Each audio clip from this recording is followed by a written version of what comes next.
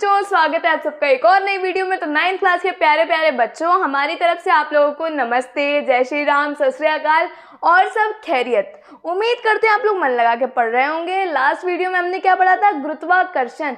तो गुरुत्वाकर्षण में हमने न्यूटन का गुरुत्वाकर्षण नियम पढ़ लिया था, जिसमें वो पेड़ वेड़ के नीचे बैठे हुए थे, सर पे सेब गिर गया। हाँ, तो एक क्वेश्चन उसमें हम लोग के दिमाग में और आया था, मेरे दिमाग में बाद में आया।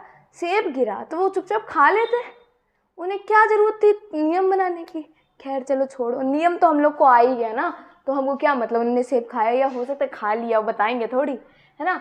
आज हम लोग पढ़ेंगे कैपिटल जी और स्मॉल जी में संबंध क्या है।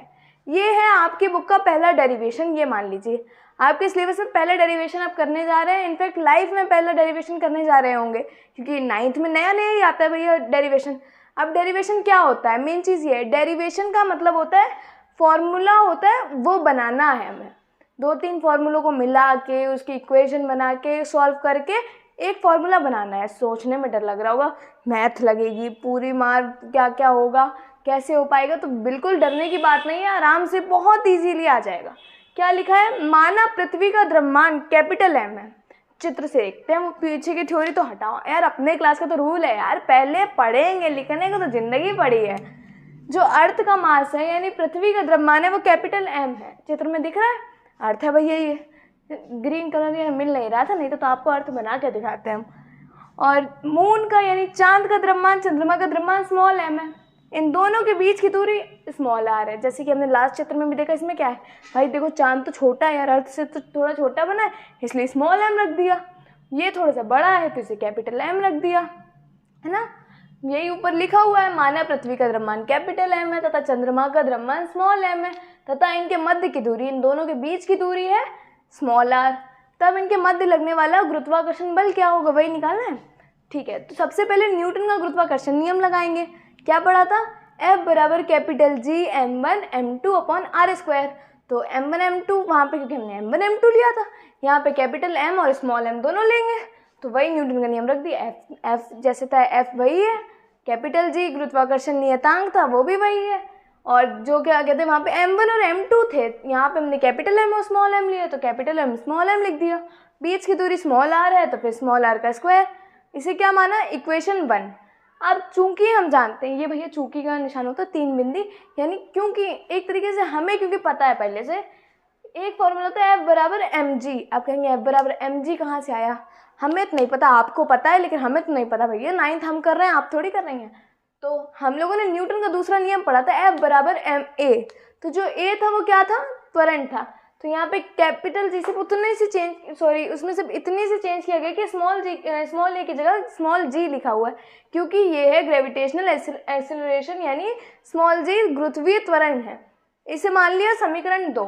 अब समीकरण 1 और 2 दोनों में देखो भैया एफ है बराबर में, तो एफ हटा के इन दोनों को बराबर में रख देंगे तो कोई दिक्कत है नहीं ना। तो समीकरण 1 और 2 से इसके बराबर इसको रख दिया। अब यहाँ पे स्मॉल एम है और यहाँ पे भी स्मॉल एम है, तो दोनों स्मॉल एम आपस में भैया कैंसिल हो गए, है ना। इक्वल के सामने अगर सेम चीज़ें हैं तो फिर वो कैंसिल हो जाती हैं।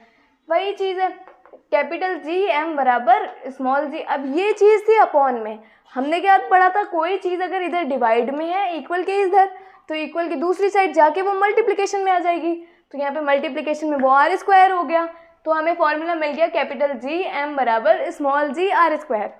ये क्या है? यही कैपिटल जी और स्मॉल जी में संबंध है। अब आप लोग को इतनी चीज़ तो समझ में आई होगी। इसमें क्या करना है? छोटा सा चंद्रमा बना दो, एक बड़ी सी पृथ्वी बना दो। चंद्रमा का द्रव्यमान स्मॉल एम, पृथ्वी का द्रव्यमान कैपिटल एम, बीच की दूरी स्मॉल आर।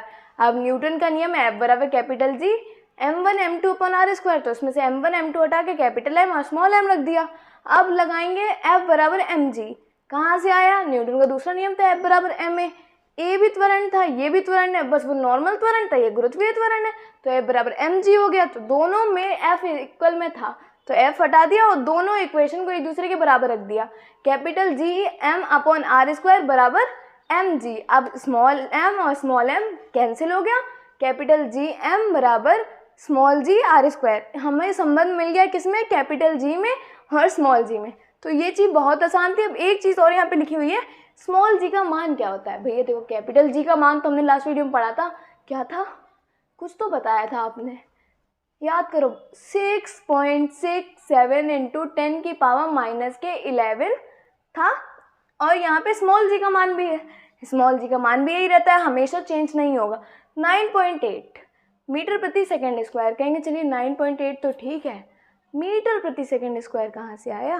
क्योंकि हम लोगों न्यूटन के जो दूसरा नियम था उसमें, याद करो बच्चों, बताया था कि जो त्वरण होता है वो वेग परिवर्तन की दर के समान होता है। v/t लिखा था, डेल्टा v/डेल्टा t।